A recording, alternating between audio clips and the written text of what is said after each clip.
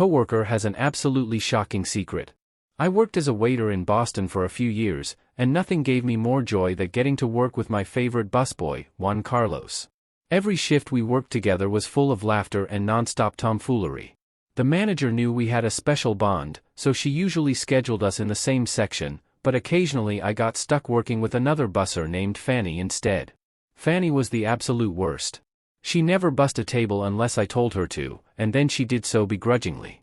The rest of the time she would just lean in the corner, staring at her phone, while her lower lip hung lazily. For some reason, the restaurant never had any soup spoons. One time, Jim, the owner, told Fanny to get off her phone and go find some soup spoons in the dish room. She disappeared for like 2 hours, and came back without any soup spoons. "She don't like Mr. Jim," said Juan Carlos, wide-eyed. "She say, not nice things about Mr. Jim."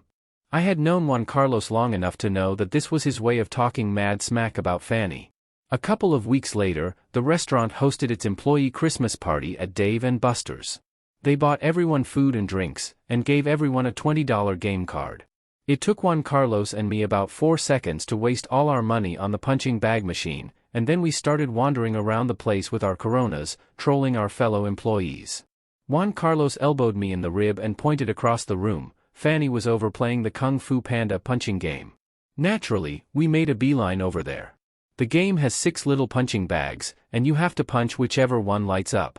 Fanny started punching, and then she kept punching, and then she kept fucking punching. It was an overwhelming sight, like watching somebody do what they were born to do. Vague, blurry flashes of fists and forearms. Fanny, alive and deadly. Pandas dropping like flies. The machine lit up with 1,000 bells and whistles, and then it started vomiting tickets all over the ground. Juan Carlos and I stared at each other, shocked. Fanny let me try a turn, and she whispered some cryptic advice in my ear: "You gotta get low." I punched the fastest I could, but I was out pretty quickly. Fanny resumed her position in front of the machine, and she won 4 more grand jackpots in a row. I watched her eyes while she played. They were manic and quivering, the kind of eyes that might gaze upon eternity and never blink. Juan Carlos and I kept reenacting Fanny and the Kung Fu Panda game for a few weeks after that. Juan Carlos couldn't pronounce Kung Fu Panda, and he said Cookie Fu Fonda instead, but I knew what he meant. Not long after, Fanny took a week off to go on a cross-country motorcycle trip with her boyfriend. On the day she was supposed to come back, she didn't show up for her shift.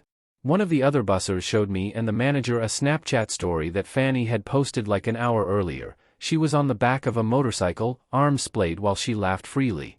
A sign saying, "Welcome to Oregon," flashed by. "I guess that means she's not coming back," said my manager.